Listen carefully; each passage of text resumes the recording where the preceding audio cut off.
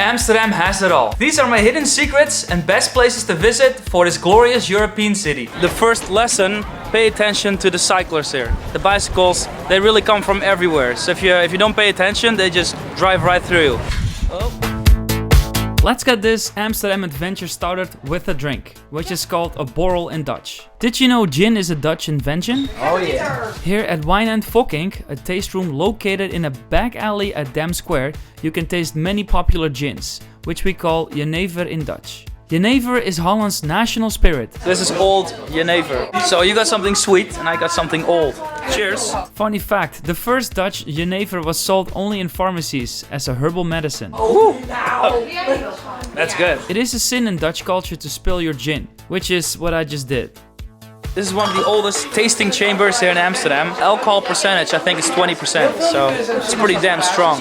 So in English, some people would say it's pronounced as Jennifer. Unfortunately, it's Jenever, because Jennifer works in the red light district, and that's where we're going now. But first, we're stopping over for some fresh herring. 2,5. 2,5. Oh, alsjeblieft. Some Amsterdam herring from Norway. Delicious. Thank you. Alright, let's continue our tour. Ooh. So we're walking through the red light district. Cafe Remember. I wonder what they want you to remember down there. You usually don't find many locals at the red light district. We consider this place very touristy and try to stay far away from it. Recently, the Museum of Prostitution opened its doors. It's the first museum in the world that is focused on prostitution. Oh, and don't forget to check out the Casa Rosso Theater, which offers all-you-can-drink sex shows and even partake in a few scenes. These are the famous outdoor urinals. Maybe disgusting to some, but the locals love them. Known in Dutch as de krul, and have been in Amsterdam since 1880. At least 15 people die annually while peeing in an Amsterdam canal, due to often being too drunk and falling in. So make sure to always use these kruls. So check it out, guys. This is the smallest house in Europe. The width of the house is only 2 meters and 2 centimeters. It's really tiny. I think the depth is around 6 meters. The symbol next to it on the left side, that's the actual symbol of Amsterdam. So it's the 3 axes, which are the 3 St. Andrew's crosses. Next, the Vrolijk Museum, a personal favorite. This place isn't for the faint of heart. It's a museum in the Academic Medical Center of Amsterdam and has the largest collection of human deformities in one place. Creepy.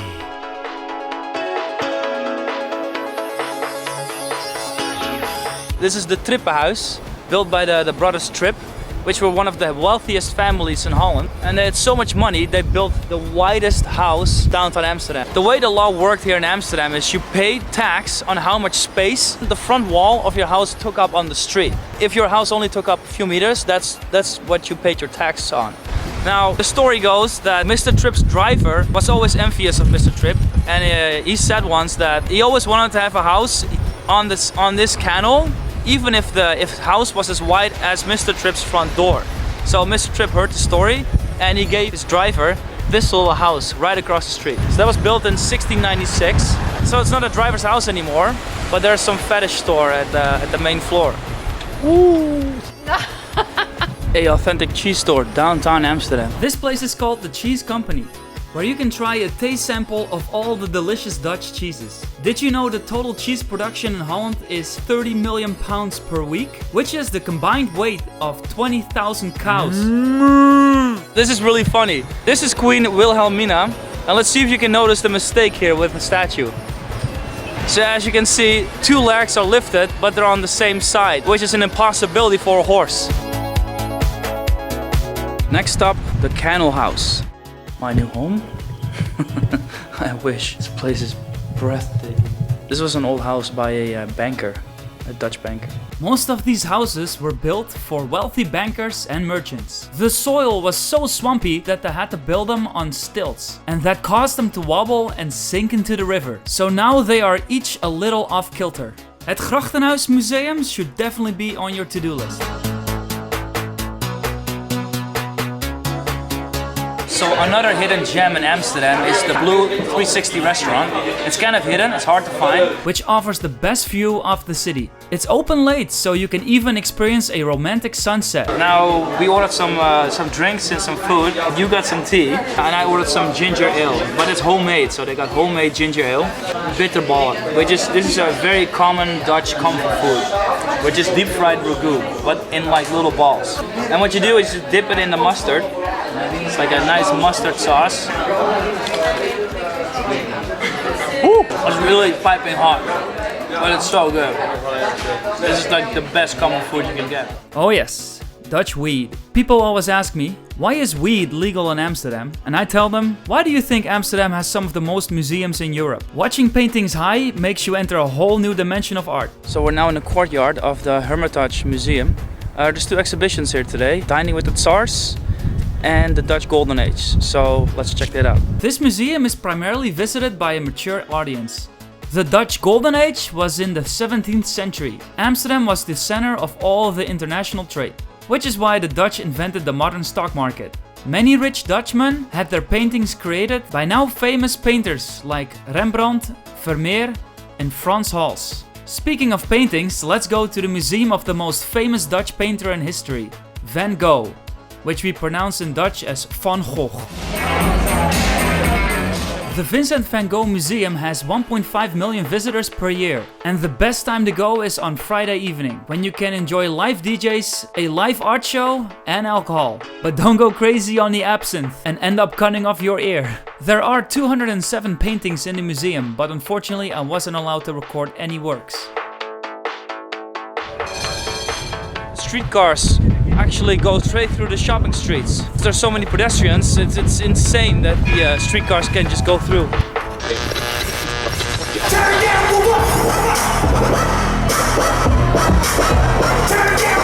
So where did we just go? Cox. Cafe Cox. Prior to that, we were at the Bulldog, which is definitely a place I would recommend when you come down here. That's right. Kick off your night at Het Leidseplein with a few drinks at Cafe Bulldog, where you can meet up with many foreigners and locals. Then after the Bulldog, go to Cafe Cox, followed by either Paradiso or Milky Way, and then end your night at either number 129 or the Waterhole.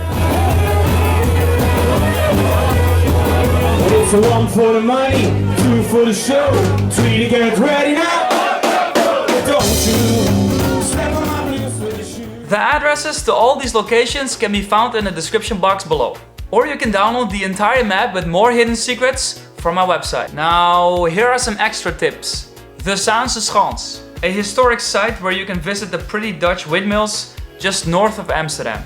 The Jordaan, a upscale area on the west end of the city where you can find great local bars and experience beautiful views of the canals. Pancakes Amsterdam, for the absolute best Dutch pancakes in Holland. Volendam, a historic Dutch village, if you really want to dig deep into the local Dutch culture. Oh, and if you decide to go to Amsterdam during New Year's, make sure to check out the crazy indoor rave called Freak Show. Oh, and if you have been to Amsterdam before, let me know what you like the most and why in the comments section below. So that's it for this episode. Thanks for watching. Make sure to like, subscribe and share.